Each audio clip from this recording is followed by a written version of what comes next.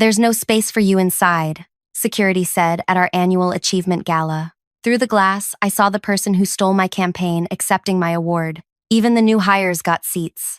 I stood there in my carefully chosen dress, a receipt for $430 still in my purse, as Linnea took center stage. My campaign, my idea, my execution, her credit. "Ma'am, I need you to step aside. There are actual guests trying to enter." The security guard's voice carried just loud enough that several colleagues turned to stare. I recognized pity in some faces, amusement in others. 3 months of systematic exclusion, culminating in this public humiliation. "There must be some mistake," I said, fumbling with my phone to show the email invitation. "No mistake. Your name was removed from the list this morning." Through the floor-to-ceiling windows, I watched as Linnea accepted the crystal trophy for the Authentic Voices campaign. The campaign that had saved our struggling company. The campaign born during my weekend without sleep, when I'd realized that our industry's polished messaging had created a trust deficit. "Our groundbreaking approach showcases real people with real stories," Linnea was saying, her voice crystal clear through the glass. My words. My exact words from the pitch deck. I stepped back from the entrance, dignity somehow intact despite the burning behind my eyes. The security guard had already turned away, dismissing me as irrelevant. Inside, executives clinked champagne glasses, while monitors displayed the faces of people whose stories I had personally collected. People who weren't invited tonight. That's when I knew exactly what to do. I pulled out my phone, opened my contacts, and sent one message. Then I walked to my car, heels clicking against the pavement as I crossed the darkened parking lot.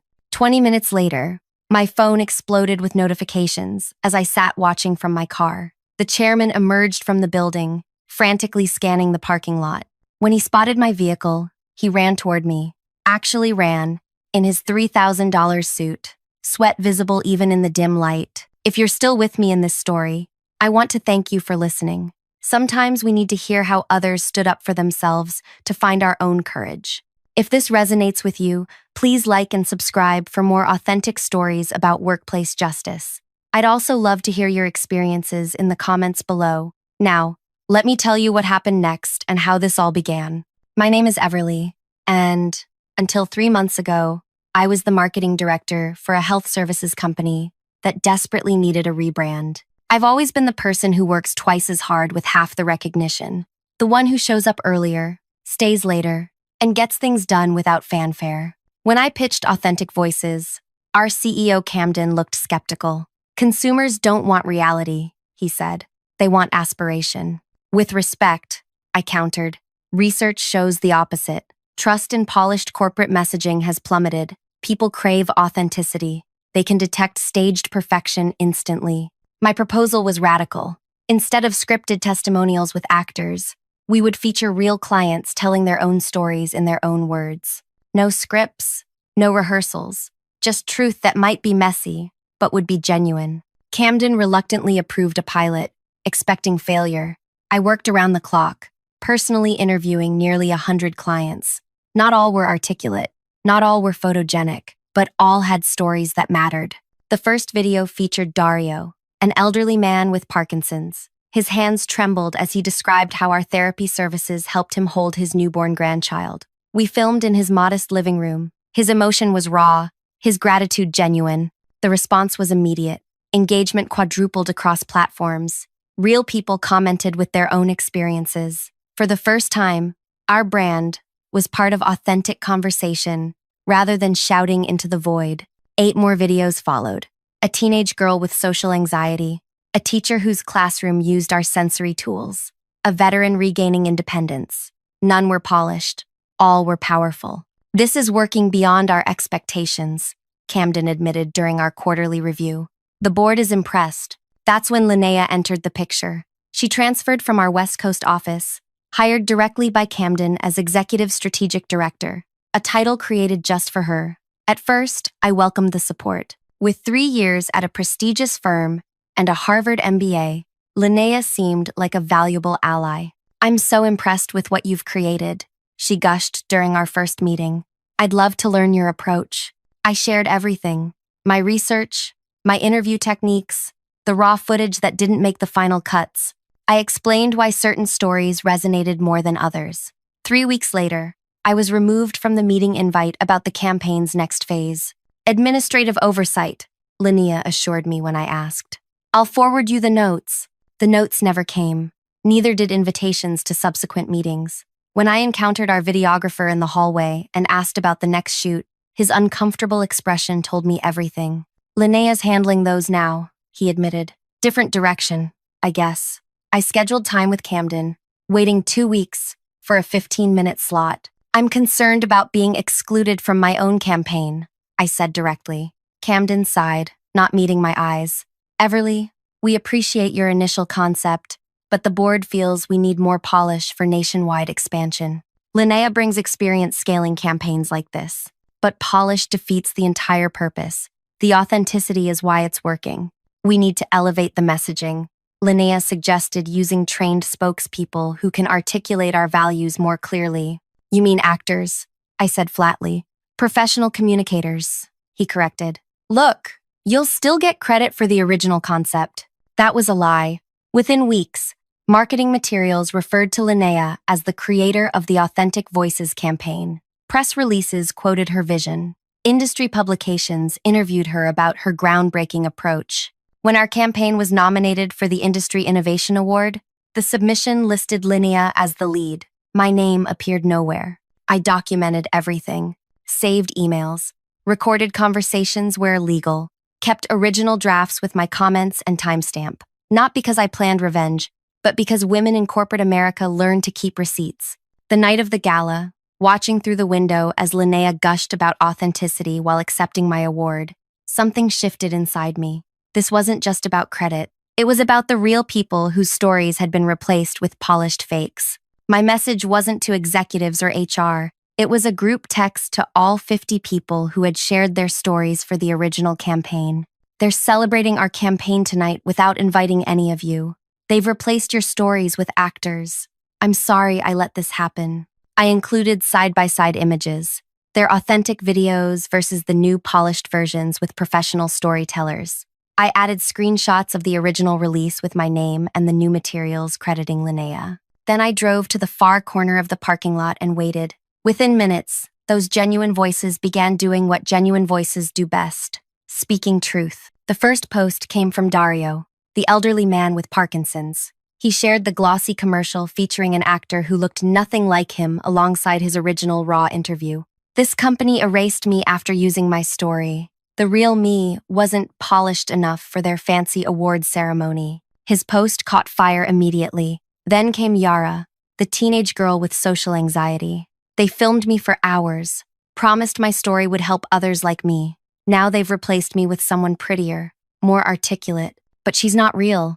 She's not me. One by one, the authentic voices I had amplified discovered they'd been silenced and replaced. Their collective response became deafening. As I sat in my car, notifications flooded my phone. Some tagged our company directly. Others contacted journalists who had covered our campaign. A few took screenshots of Camden's previous statements about honest storytelling alongside pictures of the actors who had replaced them. That's when I saw him, Camden bursting through the gala doors, phone pressed to his ear, scanning the parking lot. When he spotted my car, he broke into a run. I considered driving away but decided against it. This confrontation was inevitable. He reached my window, breathing heavily. Sweat beaded on his forehead despite the cool evening air. What have you done? His voice cracked with panic, rather than anger. I rolled down my window. I haven't done anything except tell the truth. They're destroying us online.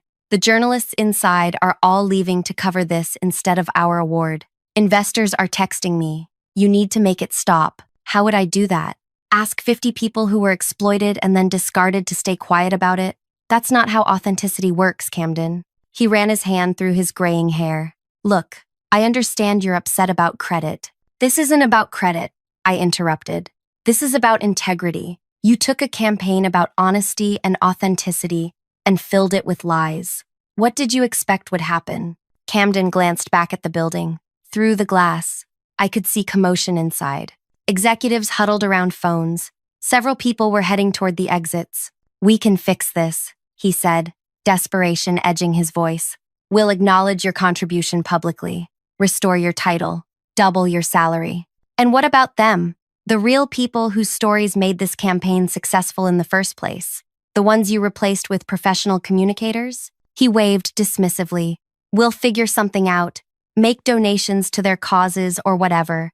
Just tell me what it will take to make this go away. His response crystallized everything. Camden still didn't understand that authenticity wasn't something you could buy or fake. Nothing will make this go away, I said. That's what happens with truth. It stays. But I'll come inside to help manage this on one condition. Name it, he said quickly. You immediately announce that the campaign is returning to its original vision. No more actors. The real people with real stories get reinstated. Camden hesitated, calculating the costs. That would mean scrapping millions in production, which will be nothing compared to what you'll lose if you don't. Your choice. As we walked back toward the building, my phone buzzed with a text from Mira, the nursing home director whose tearful testimony had been replaced by a former soap opera actress. They didn't think we were good enough to tell our own stories, but we're good enough to tell the truth about them. Inside, the atmosphere had transformed from celebration to crisis management. Linnea stood at the center of a group of executives, her face flushed with anger as she gestured at her phone. You, she spat when she saw me. Do you have any idea what you've done? We worked for months to elevate this campaign. Elevate? I echoed. You mean sanitize. Strip away everything that made it powerful. We made it marketable, she snapped. Those rambling interviews were never going to scale nationally.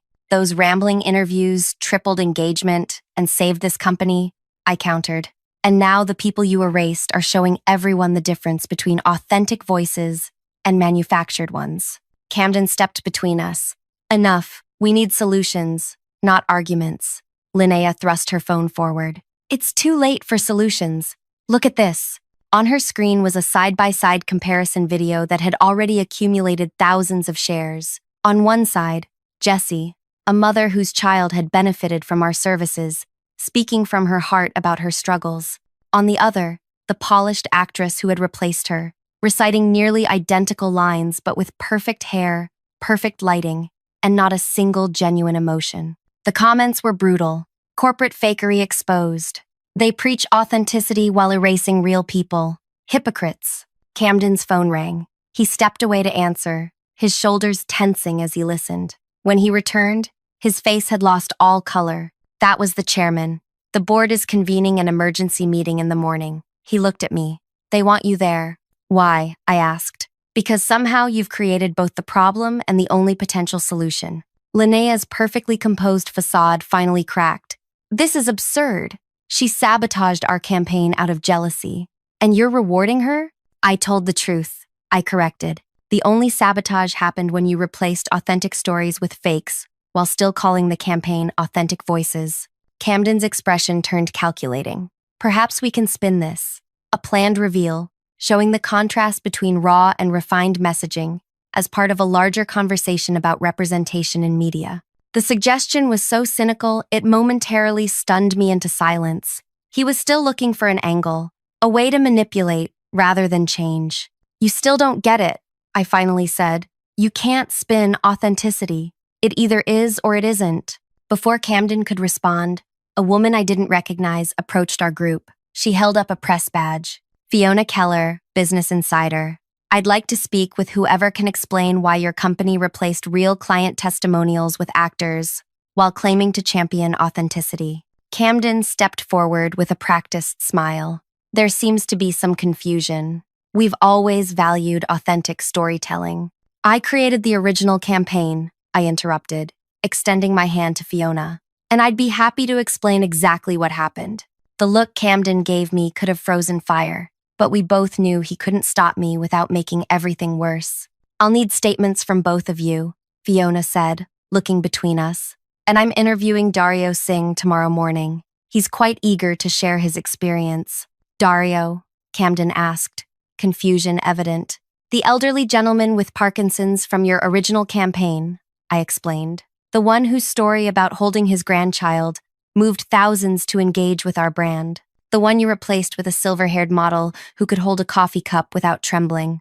Recognition dawned on Camden's face, followed quickly by alarm. I could almost see him calculating the optics of a vulnerable elderly man, telling the world how a corporation had deemed his genuine struggle too messy for their polished image. We seem to have made a significant misstep, Camden conceded, his tone shifting to damage control, which we're committed to rectifying immediately. He turned to me. Everly, perhaps you could help us reconnect with the original participants? The request was both an olive branch and a trap. He wanted to use my relationships with these people to contain the damage. They're already connected, with each other, I said. What started as my marketing campaign has become their community. They're talking, sharing, organizing. As if on cue, my phone lit up with another notification. A live stream had started, featuring 7 of the original participants, discussing how corporations co-opt authentic experiences. 20,000 viewers and climbing. You need to shut this down, Linnea hissed. I couldn't if I wanted to, I replied honestly. And I don't want to. This is what real authenticity looks like. Messy, uncontrolled, and true. Fiona observed our exchange with interest. I'd like to include that perspective in my article, if you're willing to go on record. Before I could answer, the emergency exit doors burst open. The chairman himself, Victor, had arrived. At 73, he rarely attended events like this, preferring to maintain his enigmatic presence from a distance. Victor surveyed the chaos of the gala. Executives huddled in crisis mode, journalists abandoning the official program to follow the unfolding story, the award sitting abandoned on the podium. His gaze finally landed on me. You, he said simply. My office. Now. As Victor turned to leave, expecting me to follow, Camden grabbed my arm. Be very careful, he warned in a low voice.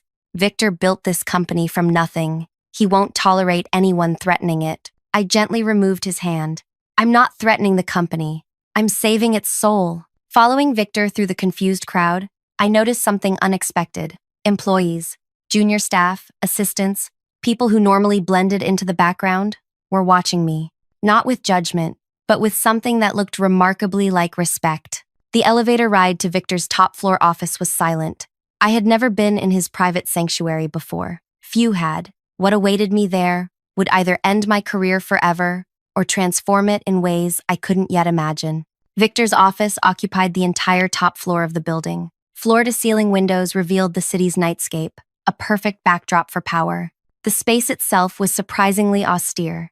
No flashy artwork or imposing desk, just simple, quality furnishings that whispered rather than shouted wealth. The man himself stood with his back to me, hands clasped behind him as he gazed at the skyline. 37 years, he said without turning. That's how long I've built this company. Survived 3 recessions, 2 market crashes, and countless competitors trying to put us out of business. He finally faced me, and in one evening, a text message from you has created more damage than any of those things. His tone wasn't angry. It was evaluative. The damage wasn't caused by my message, I replied. It was caused by replacing authenticity with fakery, while still calling it authentic voices. Victor's eyebrow raised slightly. Most employees wouldn't dare speak to him so directly. Sit, he said, indicating a chair across from his. I did, keeping my back straight, hands folded in my lap. Victor remained standing. You understand I could fire you right now, he stated. Yes, and ensure you never work in this industry again. Probably. Yet you don't seem afraid. I considered this. I'm terrified, but not of losing my job. I'm afraid of what happens when companies like ours convince people that polished lies are better than messy truths. We had something real and powerful, and we threw it away for… What? An award? A cleaner aesthetic? Victor studied me with unnerving intensity. What exactly did you hope to accomplish tonight? Justice, I answered honestly. Not just for me, but for the real people whose stories created the success that others are now claiming credit for. Victor moved to the window again, his reflection visible in the glass. For a man in his 70s, he carried himself with remarkable energy. Your campaign, he said slowly, was the most successful initiative this company has launched in 15 years.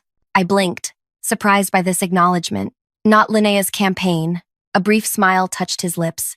I've been in business long enough to recognize the difference between creators and climbers.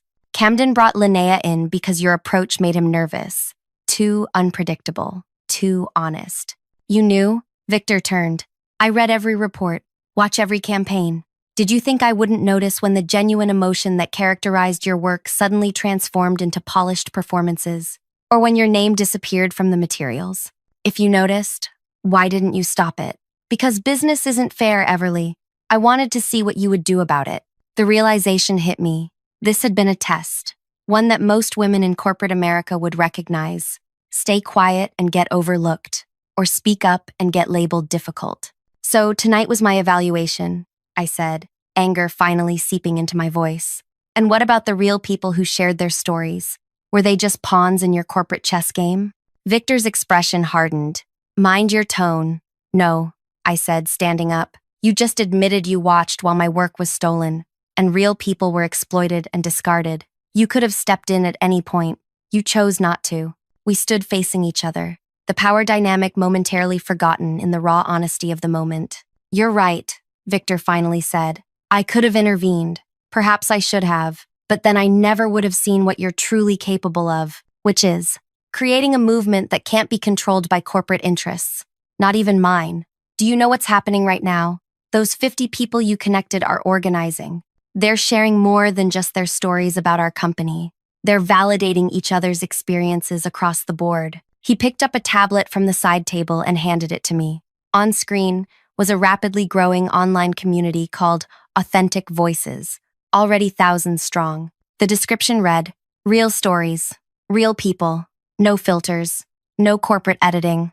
You've created something far beyond a marketing campaign, Victor said. Something I couldn't buy with all the resources of this company. I handed the tablet back, confused about where this conversation was heading. So, am I fired or not? Victor laughed, a genuine sound that transformed his severe appearance. Fired? Quite the opposite. I want to offer you a new position. I don't understand. Camden clearly can't recognize the value of authenticity, or he wouldn't have allowed your work to be diluted. Linnea sees authenticity as something to be manufactured rather than nurtured. Both approaches miss the point entirely. He walked to his desk and pressed a button. A screen descended from the ceiling, displaying financial charts. Our stock is already responding to tonight's events. Analysts are calling it a transparency crisis. By morning, we could lose millions in market value. I'm sorry, I said automatically. Don't be. This company needed a wake-up call. We've grown too comfortable with controlled messaging, too afraid of genuine human connection with all its messiness and unpredictability. He turned back to me. I'm creating a new division within the company. Authentic engagement. Independent from marketing. Direct report to me. I want you to lead it. The offer was so unexpected I couldn't immediately respond. Why would you trust me after I essentially created a PR crisis? Because you did it out of principle, not malice. Because you understand something Camden and Linnea never will, that in a world drowning in polished content, real authenticity is the only thing that truly breaks through. My mind raced. Was this another corporate trap? A way to contain the damage by bringing me back into the fold? What exactly would this division do? I asked cautiously. Whatever you think it should, with one condition. You find a way to make things right with the 50 people whose stories were exploited. And Linnea? Camden? Victor's expression turned grim.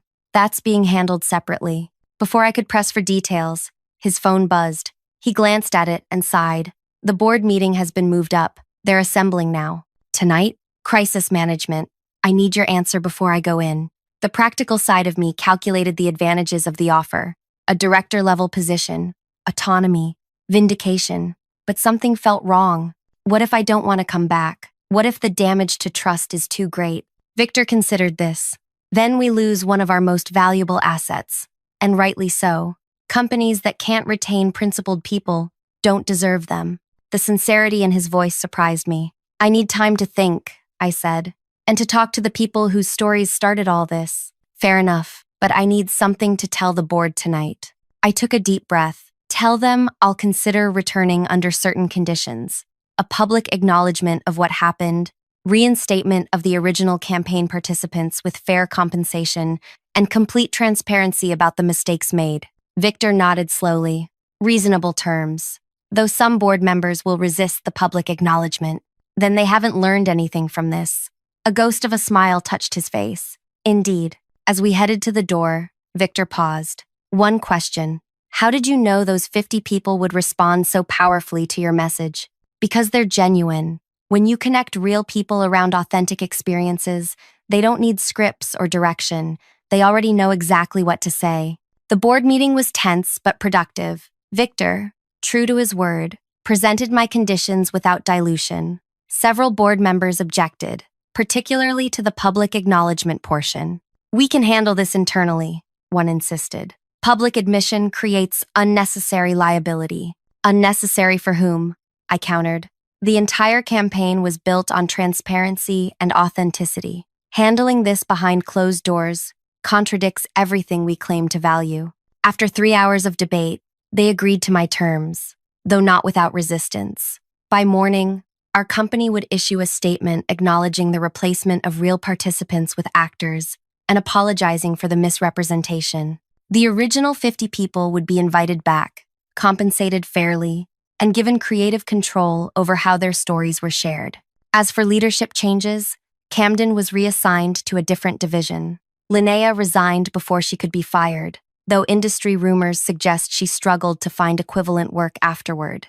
The marketing team was restructured under new leadership that reported directly to my new division. The most remarkable outcome wasn't corporate at all. The Authentic Voices community that formed that night continued to grow.